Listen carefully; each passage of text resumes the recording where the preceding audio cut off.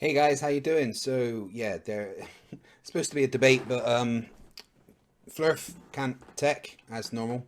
I've just told him to reset his computer and to try again.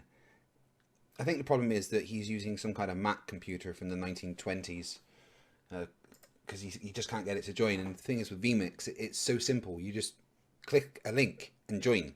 There's no other systems. There's no cameras. Nothing. As long as he's got a computer that can use Chrome, he just clicks the link, makes sure he has a camera on. He doesn't even have to display the camera after that, but it needs to see a camera. I've told him this, and then it joins, and he can't do it. So yeah, he is, as the chat's saying, we've got someone that is hashtag glitch made. We'll give him we'll give him a bit of time to try and get it sorted. In the meantime.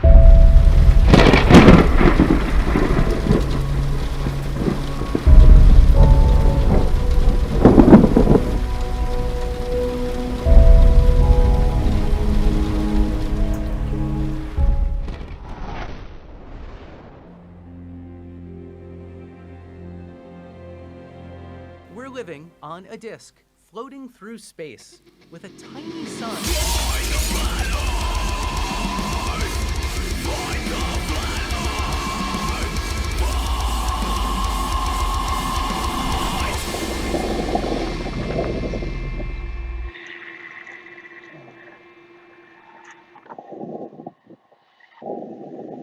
I'm so lost. So lost right now. All right. All right, guys. I'm going to kill it and look at the directions where I'm going. A few moments later. This could be fun, guys. Hey, Nathan. All right. Can you hear me? Yeah, I hear you. Cool. I'll just get rid of that picture on your screen. One sec. Can you minimize it? I don't mind if you keep it there. Yeah, there we go. Perfect. All right, Nathan, thank you for joining. How'd you feel after your debate with Katz yesterday? I feel great. How do you think he did? I thought he did very well. I thought he gave a lot of very good evidences for the globe.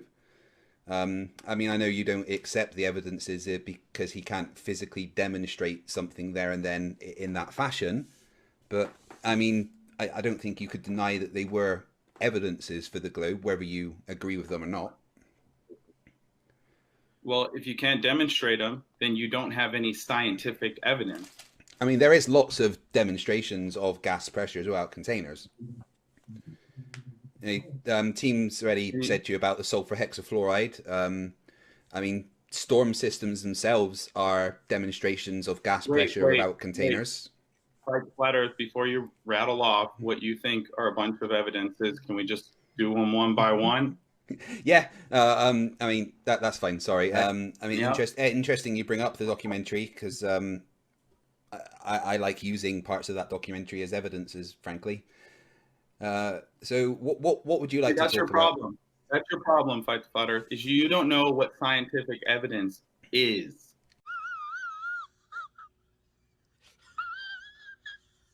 Ah, well, see, that is where we would thoroughly disagree.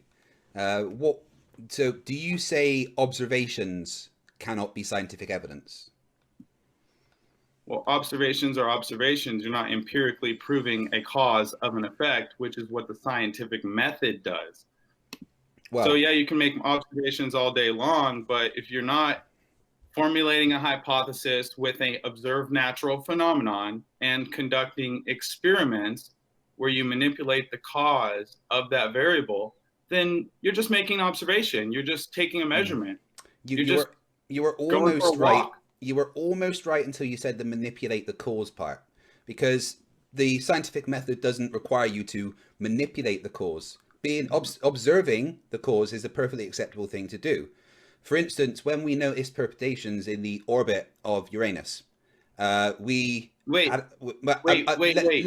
just finish the thought, and then you can fight the flat Earth. When you say observe a cause, yeah, you observe the effect. Okay, right. Let me talk through my point, and then you can try and you say where you think I'm wrong. So we observed perturbations in the orbit of Uranus. So we formulated a hypothesis that there was another body that was having a gravitational attraction. We did some maths, made a prediction, and we experimented by waiting until the right time and looking in the point where we predicted that it would be. And lo and behold, it was. And that you cannot get more empirical than making an observation, using that observation to formulate a hypothesis and a prediction, and then clarifying that prediction with actual observations and evidence that it's happened. You know, that is literally the definition of the scientific method. You don't need to physically manipulate the cause yourself, i.e. the independent variable. The independent variable can be something that's observed, or time, for instance. So Venus at that time, was that able to be observed anywhere on Earth? We didn't know that it was there. We made a prediction. Okay. Can I recreate that? Can I recreate that today? Absolutely. You could yourself monitor Uranus, and you could observe the perturbations in its orbit yourself. Then you could do the maths yourself and derive a location where you think another gravitational body would be. You could then do the observations and check in that place that you have looked to see if your prediction was correct.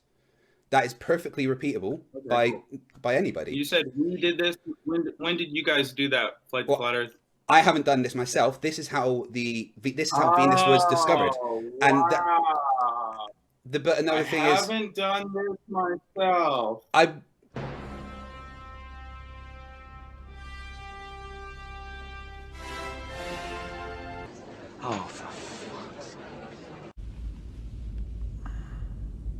But science doesn't require everybody to do everything themselves. It's an observation that can be repeated by everything. Believe. Sorry? It just requires you to believe, right? No, absolutely not. You got to believe that they did it. Because I could do the maths to verify it.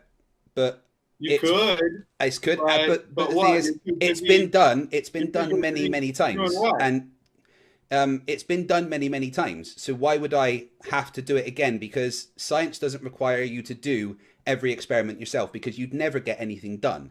You don't have to physically do every experiment yourself. If you want to verify it, that's absolutely fine. You can go and do it. Nathan, if you wanted to disprove that hypothesis, then you could do the experiment yourself and prove that it's not where we said it would be. It's perfectly acceptable for everybody. That Venus, a light in the sky, is a light in the sky. Cool. What does that do for your argument about the shape of the Earth being a spinning, tilted lava ball orbiting around the sun and blasting through an infinite vacuum of space, which violates the second law of thermodynamics? Well, it doesn't violate the second law of thermodynamics at all, because entropy is a thing, and entropy works just fine when gravity is included. And we know gravity is... Can you demonstrate gas pressure without a container? Yes, absolutely. How do you think an airplane gets off the ground? So you're telling me an airplane is a demonstration of gas pressure without a container? Absolutely. How does an airplane generate lift? Well, in this example, where's the gas pressure? The gas pressure is underneath the wings. Okay, well, that's all contained. No, well, the bottom of it isn't contained. There's just one thing there. Yeah, the gas pressure is definitely contained. We have a container above the atmosphere. Indoctrination. So without asserting your religious belief about the sky being a vacuum, could you demonstrate somewhere here on Earth a ball with gas pressure conforming to it? Oh, you've just moved the goalpost nicely there. Well, because what you're doing there is asking for something that you know is not possible within our model. Because if I had a ball here, for instance, this little globe that I've got, okay, right? Now listen, let me explain. You want me to show you gas pressure around this ball, right? That's what you want me to do right now, yeah? No. Show me any gas pressure anywhere without a container. I just did. An airplane creates lift by having gas pressure without a container. A storm system is gas pressure without a container. Wait. What I'm saying, Fight the Flat Earth, and listen very carefully, is that the gas pressure in the atmosphere is contained. Yes. So without trying to use the atmosphere as your example of gas pressure without Well, yeah, because the airplane flies in the atmosphere. So you're using the atmosphere and saying, look, the atmosphere doesn't have a container. And I'm saying the atmosphere is gas, and I can demonstrate that that gas can have pressure without a container in different places. I just did by describing, well, two things there that are gas pressure without a container. But if you want something else, gas pressure without a container, right? I could fill up this cup, right, with sulfur hexafluoride, and it would have... Is a cup a container? Well, my point is I can demonstrate it's not a container because it doesn't have a top, right? Listen to what I'm saying. All right, it doesn't have a top, okay? So it's not a container. Are we agreed on that? And you've done this? Could I see the video? I'm just asking you to listen to me here. I mean, you can find plenty of videos. Talk hypotheticals. Just theoretical. No. Just I could do this. Nathan, do you believe me? Nathan, you asked for an explanation, and let me give the explanation. Okay. Do you agree? Do you agree? I did not ask for an explanation. Right. Okay. But I did not ask for an explanation. Nathan, do you agree? No, to fight the flat Earth. Okay. Earth to fight the flat Earth. Right. Let me. Did not ask for explanation. Don't need you to explain. This is what conspiracy cats tried to do yesterday. Please don't try to explain it. Just say, Nathan, I cannot demonstrate gas pressure without a container, or show me gas pressure without a container. That's it. It should take 10 seconds. What do you have? I can explain it to you, and then I can go and find a video which does it. Okay. Explanation. Next point. Let's move on to Earth rotation. Do you agree that this is not a All right. Cool story, bro. Get on with it. You just interrupted me again. Yeah, cool story, bro. Get on with it. Did you? Earth rotation. Fine. All right. I'm gonna leave. I'm gonna leave if you just want to keep trying to explain what I heard in second grade.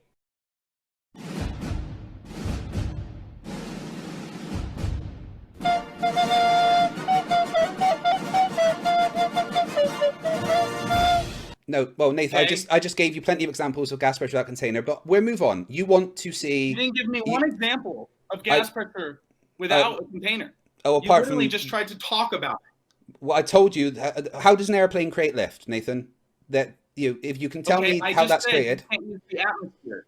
No, but you're moving the goalposts because I can use the atmosphere. But anyway, you wanted Earth's rotation, yeah? Cool, no worries. Watch this. Earth rotation, the Earth is spinning one rotation every 24 hours. That means that every hour it has to turn 15 degrees. And if the gyroscope is mounted anywhere on Earth, it's going to drift. In today's 21st century navigation systems, they're using what's called a ring laser gyroscope. Could you pause the video, please? Oh, wait till it's finished. If we could simply I think we've all seen this. I just want my audience to see the rest of it. I just want my audience to see the rest of it. One of the people it's a few seconds. Actually purchased one for $20,000. But what we found is when we turned on that gyroscope, we found that we were picking up a drift, a 15 degree per hour drift. There you go. There's some evidence of the Earth's rotation. Okay, again, you can use whatever you want, but I will reassert that you don't know what scientific evidence is. Apart from the observation that I just gave you. Observations is not scientific evidence. That's I disagree. Step one in the scientific method. So I disagree. Right, okay. Nathan, can you tell me why that did not demonstrate Earth's rotation? Observation. Okay, natural phenomenon. Nathan, can you tell me why that didn't demonstrate Earth's rotation? No, actually, rather than skipping around and trying to talk about semantics, actually address the point that I've just gave up to you, that a fiber optic gyroscope picks up a 15 degree per hour drift. Please explain that to me, because that's my evidence. I'm not going to talk about the specifics of the scientific method. I actually want to talk about the evidence I presented. Okay, if you don't want to talk about the scientific method, I'll leave. Well, I understand that you don't understand the scientific method. That's fine. But I would like you to actually comment on the evidence that I presented you. I mean, that's only fair. I've just presented you some evidence. I was showing how that's not scientific evidence. So I can leave, or I can show you how that's not scientific evidence. What do you want, Craig? Well, you can actually explain to me why it doesn't demonstrate the rotation of the Earth. That's fine. That's what I would like. All right, great. Can you go on mute? Can you go on mute while I do that? Yeah, sure. Just demonstrate why it's not the rotation of the Earth. Okay. Excellent. So what would be the observed natural phenomenon for Earth rotation according to this evidence? The Sagnac effect. So you're going to say Sagnac effect. Mm-hmm. So not Coriolis. No. Okay. So where in nature do we observe the Sagnac effect? When light travels. When light travels. Mm-hmm. And it's in rotating reference frame. So when light travels, so the observed natural phenomenon of travel, that's interesting. You consider the sun to be a light? I consider the light to be a nuclear fusion powered source of energy that gives the Earth 490 quintillion joules of energy per hour. Part of that nuclear fusion. Sunlight, though, right? Well, yeah, part of the nuclear fusion byproduct. Wait, let me give my answer. When light travels, part of the nuclear fusion byproduct is photons. degrees. Yes. What light are you talking about traveling 15 degrees? So when light travels. Oh, you mean the stars in the sky? When light travels. I'm not talking about the stars in the sky. I'm not talking about what's in the sky. I'm talking about the light within that gyroscope moving according to the Sagnac effect, demonstrating the 15 degree per hour shift. So just light in gyroscope. Okay, where in nature can we see light in gyroscope? Well, we have to create tools to actually observe things that we want, Nathan.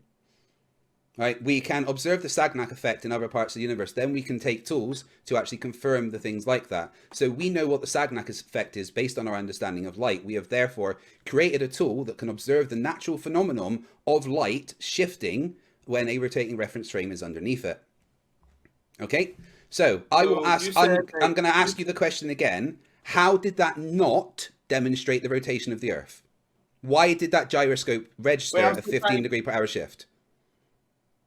Yeah, okay, so we know that light moves according to Sagnac effect, right? And then you made the gyro so that we could see the Sagnac effect. So I just want to be clear, unless we make the gyro, this is not observed in nature unless we look at the sky, right? Okay, so where in nature do we observe this? When light travels and there's a rotating reference frame. Nathan, you're talking semantics and you're dodging the point here. When light travels. Okay, when does that happen? Can you show me? Yeah, within that gyroscope. Oh, so I'll repeat one more time. So this only happens not in nature, but when you make the gyroscope, right? Well, when anything that registers a 15 degree per hour shift happens, Nathan. All right, I'll ask you the question. Well, I'll ask you the question once more. All right, it's a very simple yes or no question. Did that demonstrate that the Earth was rotating? Of course not. Why not? What? Right. Okay. A better question for you is, why did the gyroscope register a 15 degree per hour shift? Okay. Well, have you seen a ferrule cell or a supercell? Yeah. So we can agree that electromagnetics can affect light, right? Yeah. But that's contained within a... But Nathan... Yeah, just say it, Craig. That's what a cell shows. No, you haven't actually answered my question. Why did that gyroscope register a 15 degree per hour shift? Because electromagnetic waves are not going to interfere with the fiber optic gyro that was used. Round and round we go, Craig. You won't let me respond, so we just talk in circles because... You've actually not responded. You're not telling me why the gyroscope registered a 15 degree per hour shift. You just conceded that electromagnetic forces can affect light. Okay, can you show me this electromagnetic force that moves apparently 15 degrees per hour? Well, have you ever looked at the sun? Excuse me, the fuck did you just say? I'm not looking at the sun. I'm talking about the fiber optic gyroscope. Yeah, okay, well, that's a man-made device. I don't consider that scientific proof of anything. Well, that's because you don't understand scientific proof. Natural phenomenon, Nathan, is not what you think it is. Oh, yeah, it's just making a gyro and watching a 15 degree per Cool. hour All right, deviation in a laser. Yeah, because And then that claiming- demonstrates the Earth's rotation. Because that's the only thing it can demonstrate, because it demonstrates a rotation of the thing it is physically touching. Because that's how Sagnac works. But I get it, you're not going to have that, right? You don't like that evidence of the Earth's It's rotation. not scientific evidence. I So didn't even get to the fact. What's the hypothesis, Craig? Wait, the Earth rotates. The hypothesis? That the Earth rotates. But cool, Wait. right? Nathan, it's cool. You don't like that Craig. one. We'll move on to a different one, because I've got loads. Much later. Define gravity. Mass warping of space-time, which manifests as an apparent accelerating force. We've been through this. Yeah, I know, and we saw a black hole 50 million miles away, light years away, and then LIGO, which is a Michelson-Morley experiment. Which, yeah, How come Michelson-Morley experiment. How come the Michelson-Morley experiment? Are you going to say that the Michelson-Morley experiment detected the bending of space-time? It certainly didn't detect the aether, because there's no such thing, and that was disproven with Michelson-Morley. And then again with the Galeson-Morley experiments, and then later on with the experiments into relativity by Einstein. So yeah, we don't need to worry about the aether, because that's been thoroughly disproven. There's no such thing.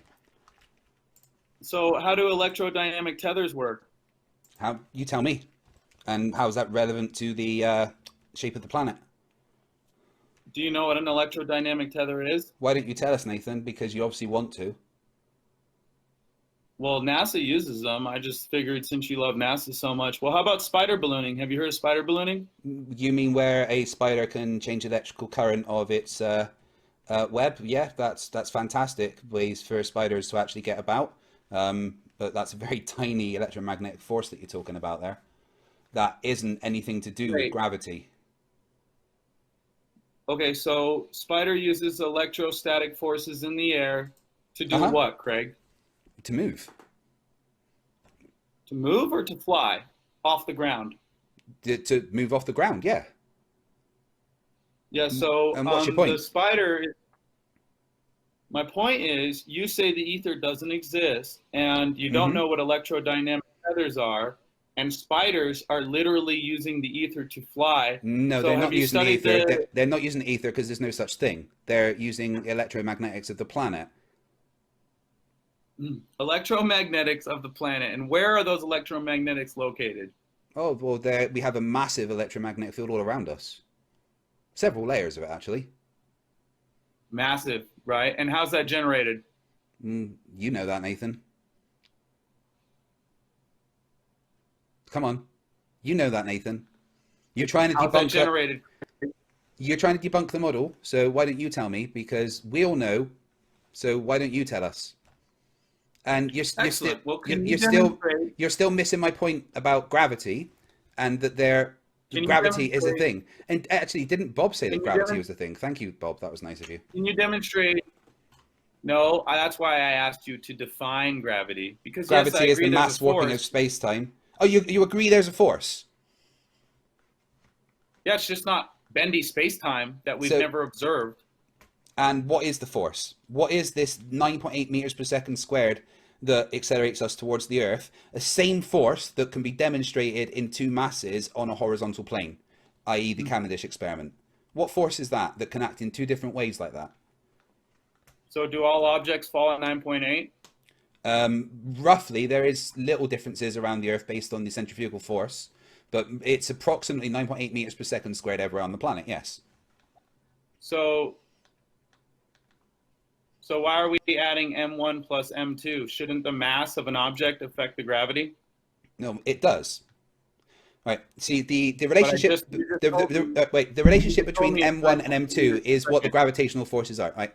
So the way that function works is that the sum of the total masses is what the gravitational attraction is.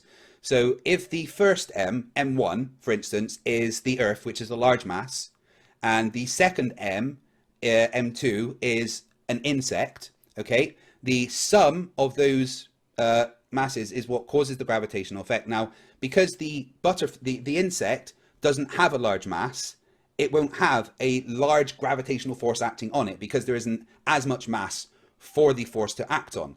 But that acceleration of 9.8 meters per second towards the Earth is still there. However, because the butterfly doesn't have much mass, it can create a force with its wings, which can overcome gravity, of course, until it stops flapping its wings and it falls back down. But that accelerating force of 9.8 meters per second squared never goes away. But it's relative to the mass of the thing. So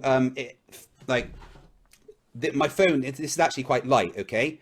But this, which was made for me, is pure aluminium and is pretty heavy. This has got more mass. So this has got more of a gravitational force acting on it. But the 9.8 meters per second squared is the same. Sorry? Does gravity ever cause objects to move horizontally? In the Cavendish experiment, yes. When you no, let me, you asked the question. You asked the question. No, you just called it an experiment. Where is the observed natural phenomenon? You can't tell mass me attracting I mass. observe it in nature. Mass attracting mass. You can't tell me I observe it. Show me that in nature. Sure. There you go. Mass attracting mass. Craig, I don't know if you heard me 30 seconds ago, but I said, does this gravity force ever cause objects to move horizontally? And then you just reverted back to dropping things down. Okay? Now, what I'm asking is, does a massive object ever cause another object to gravitate towards it, Craig? Yes. Yes, it does. When you use plumb lines, you can actually see that, for instance, if you hung, there was an experiment done, I can't remember exactly where it was, I'll have to find the video for you because it's an interesting one, but it was an experiment done somewhere in China where they hung plumb bobs off of a building to measure the gravitational attraction, and the plumb bobs actually weren't vertical, they were towards the building because the mass of the building was attracting the thing that was falling down, showing that there is a horizontal attraction between masses. And that is basically a replication of what happens in the Cavendish experiment. Because in the Cavendish experiment, no, let me finish my thought. Nathan, please let me finish my thought, okay? Show me the plumb bob experiment. Show me the plumb bob experiment. I would have to find the video. But let me finish my I thought. got time. Find the video. Let me finish my thought about the Cavendish experiment. Find the video. I don't even want to hear anything about find the video. What do you the way that I have to find it. I don't know where it's. Craig. No, because I'm going to finish my Find thought. the video. Nathan, I'm going to finish my thought. No, I don't now, want to hear with the Cavendish I experiment, it is horizontal. Okay, it's horizontal. I do not have the video ready. Nathan, this shut is your up. Proof of gravity. Nathan, will you stop being a child? You're acting like a petulant little child. You're acting like a petulant little child. Let me finish my thought. Let me finish my thought. Are you going to show me the video, or am I leaving? So, you can leave if you want, but then you bitch me. That's up to you. Bye, Craig. Join the official Flat Earth and Globe discussion on Facebook. Right, so in the Cavendish experiment, there's a horizontal. Right, you've been destroyed here because you're running away like a little girl. Right? Are you going to run away? Are you going to run away, or are you going to actually listen? Are you going to run away, Nathan? I'm going to run away. Everyone's going to see you run away like a little girl. Everyone's going to see you run away like a little girl.